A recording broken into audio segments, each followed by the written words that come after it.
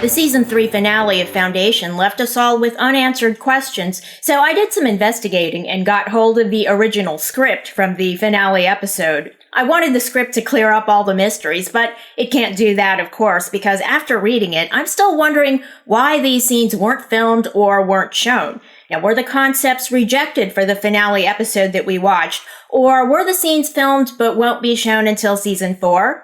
I don't know, so with that caveat, I'll recap in this video the unfilmed or unshown scenes from the season 3 finale script of Foundation.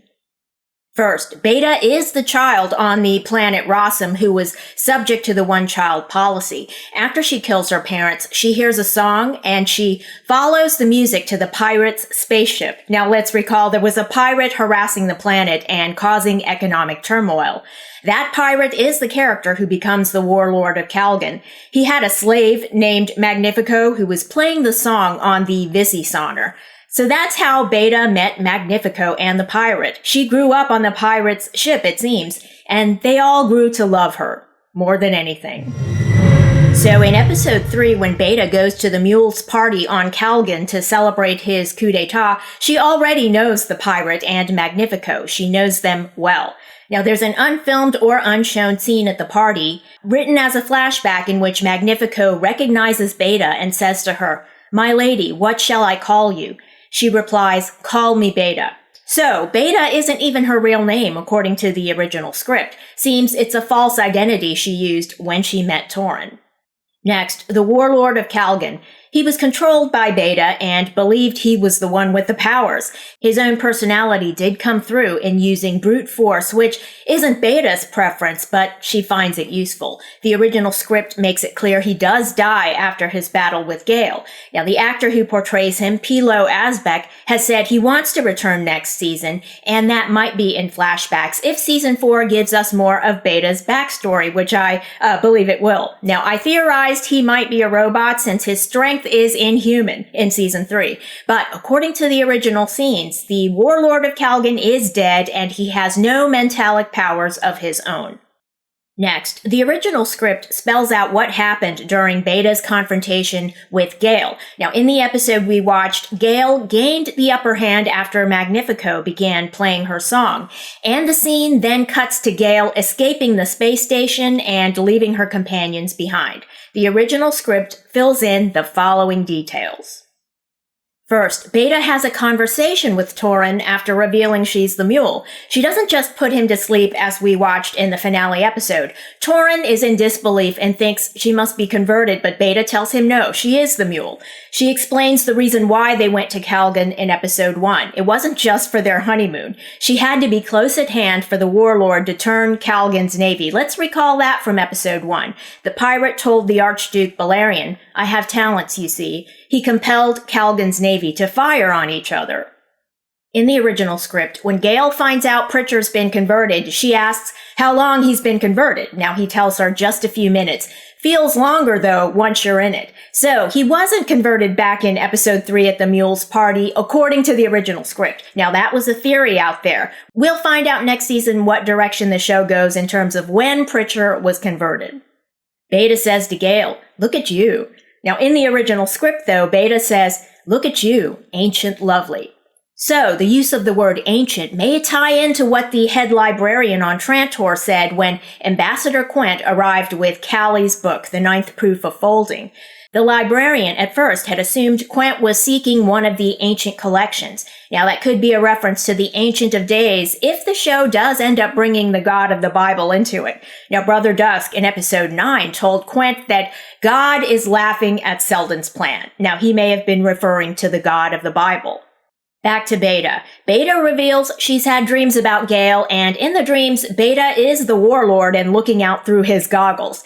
Beta further reveals that in the dream, Gail is looking at her, but from the past, and Gail is on a ship called the Beggar's Lament, which is the name of Gail's whisper ship. Beta asks Gail what she's done to Beta to make her have this dream. Gail doesn't answer. Beta says, "I'll find out for myself. I'll convert you now. So this goes to my theory earlier that someone more powerful than Beta or Gail was manipulating them toward a confrontation.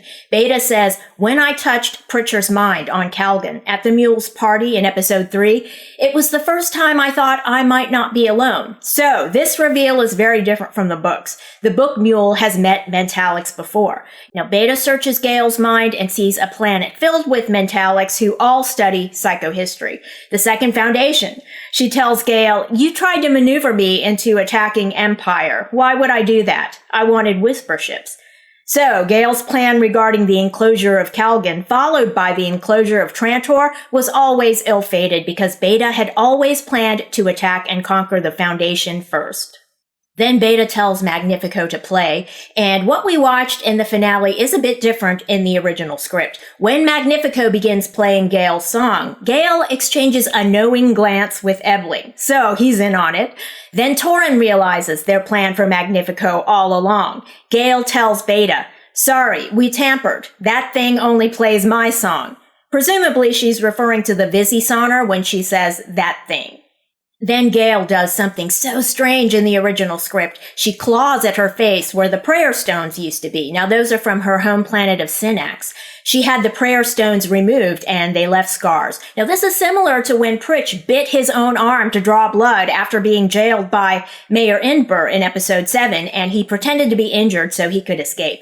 Now it looks like self-harm. In season 2, we were shown that Mentalics are outcasts and outliers in society, and the self-harm seems to line up with that. In any event, Gail claws at her face, and this causes Beta a huge amount of pain because Beta has invaded Gail's mind. Now, Pritchard tries to shoot Gail. Again, he's already shot her in the stomach as we watched in the episode, but Gail goes for the dead pirate's blaster and shoots at Beta. Now, Torin instinctively shoves Gail away to protect Beta, and Gail's shot just misses Beta by a centimeter, according to the original script. The mercenaries begin firing. Gail runs out of there. Next scene from the original script. The aftermath of Gail versus Beta. Now, Beta asks Pritch where Dornick is going. He tells her Ignis. Now, that's the former home planet of the Second Foundation. Pritch doesn't know they've evacuated. He gives up the location instantly, but it causes him regret. Next scene from the original script, Beta goes to the planet's surface to meet with the AI of Harry Seldon at the vault. She hesitates because of what he did to the warlord of Calgon with the null field, but she follows him into the vault. Now Harry reveals he figured out the mule had to be a woman because his research showed the one-child policy on the planet Rossum only applied to girls. Now Beta replies, and the girls got mad about it. Can you blame us?